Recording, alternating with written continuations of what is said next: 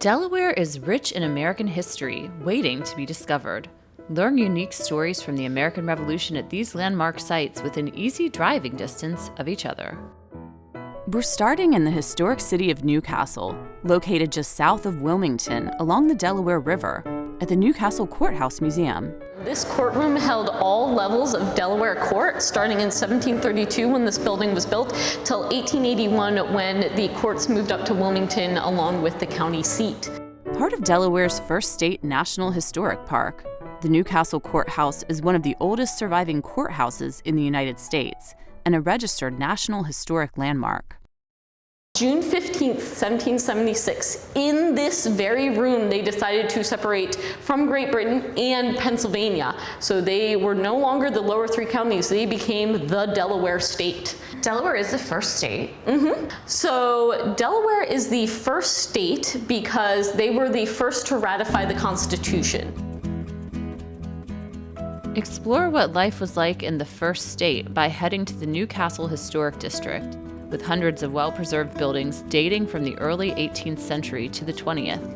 Michael Connolly of the Newcastle Historical Society guides me through the area, where strolling these streets is like stepping back in time.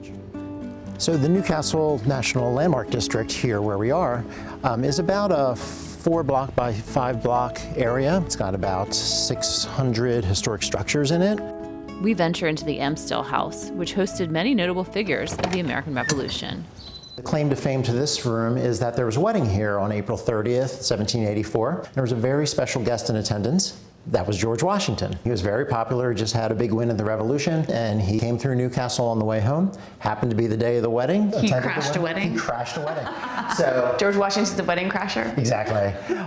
We walked to one of the oldest Episcopal parishes in the United States, Emmanuel Church, where you can visit the gravesite of George Reed, a signer of the Declaration of Independence.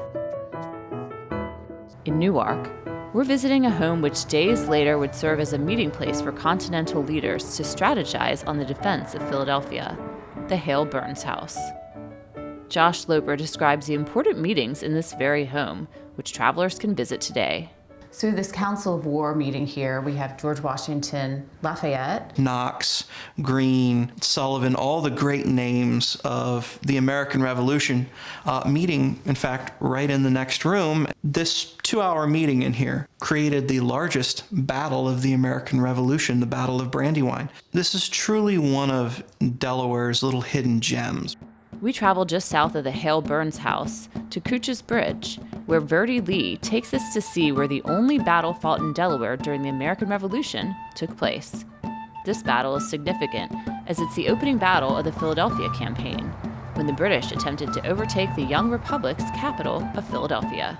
It's where 200 to 400 men in 2 lines were firing upon the American troops behind us towards Cooch's Bridge and to the house. The house still stands today, as it would have in 1760. What was the result of the battle? The British are delayed, and then they end up being in the area for a few days. And then they move out and continue up towards Philadelphia to capture at the time, the capital of the colonies. This is hallowed ground. There are many more historic sites to uncover, so get ready to travel back in time to learn about the American Revolution in Delaware.